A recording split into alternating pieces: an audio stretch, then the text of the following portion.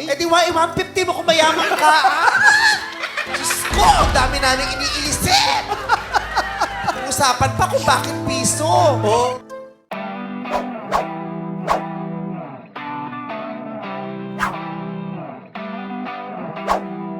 Isa ito sa mga nakakamiss sa Showtime.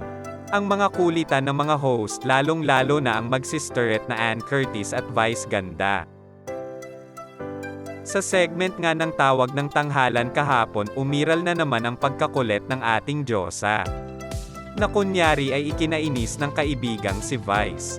Dahil napag-usapan ang pampaswerte na itanong ni Vice kung naglalagay ba ng piso o barya ang contestant sa loob ng kanyang sapatos.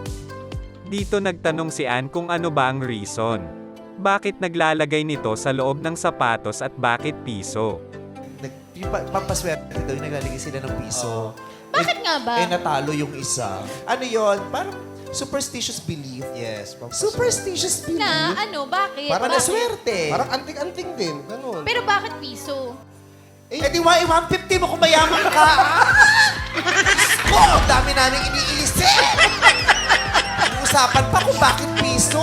Oh. Laugh trip lang talaga pag magkasama ang magkaibigan Vice at Ann. Walang pikunan, good vibes lang. Samantala, mula October 14, pansamantalang mawawala ang It's Showtime at pansamantala itong papalitan ng It's Your Lucky Day na pinangungunahan ni Luis Manzano, Melay Cantiveros, Robbie Domingo at Jenica Garcia.